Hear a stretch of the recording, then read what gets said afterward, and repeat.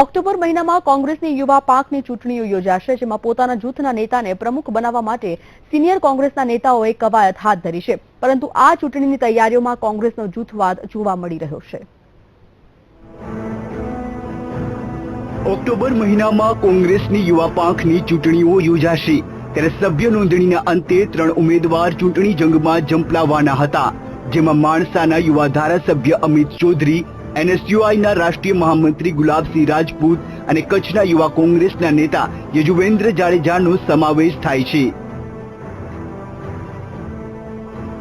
જો અમિત ચૌધરીની વાત કરવામાં આવે તો અમિત ચૌધરી એ શંકરસિંહ વાઘેલાના જૂથના ઉમેદવાર ગણાય છે, જ્યારે ગુલાબસિંહ રાજપૂતને ભરતસિંહ સોલંકી અને અર્જુન મોઢવાડિયાનો સીધો સપોર્ટ છે, જ્યારે યજુવેન્દ્ર જાડેજાને અહેમદ પટેલના જૂથના ગણાય છે.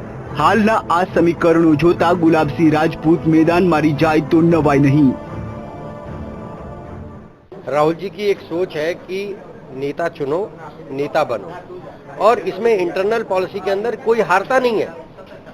ये कुछ लोगों का ये मानना है कि इसमें हार जाते हैं, ग्रुपिज्म हो जाता है. इसमें हारता कोई है नहीं. जो ज्यादा मेहनत करता है वो अध्यक्ष बन जाता है, जो उससे कम मेहनत करता है वो उपाध्यक्ष बन जाता है, जो उससे कम मेहनत करता है वो जनरल सेक्रेटरी बन जाता है.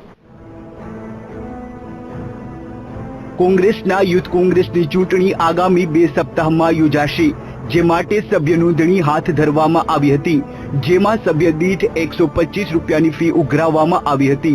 મળતી માહિતી અનુસાર અત્યાર સુધીમાં 1,53,000 સભ્યોની નોંધણી કરવામાં આવી છે, જેમાં અમદાવાદમાં યુથ કોંગ્રેસના 50,000 સભ્યો નોંધાયા છે. એટલે કે હાલ તો કોંગ્રેસના ખાતામાં 2 કરોડ રૂપિયા જમા થયા છે. ये ऐसा जो सवाल है मेरे लिए नहीं है, क्योंकि मेरा एक्सपीरियंस बोलता है कि इसमें गुटबाजी कभी हुई नहीं है.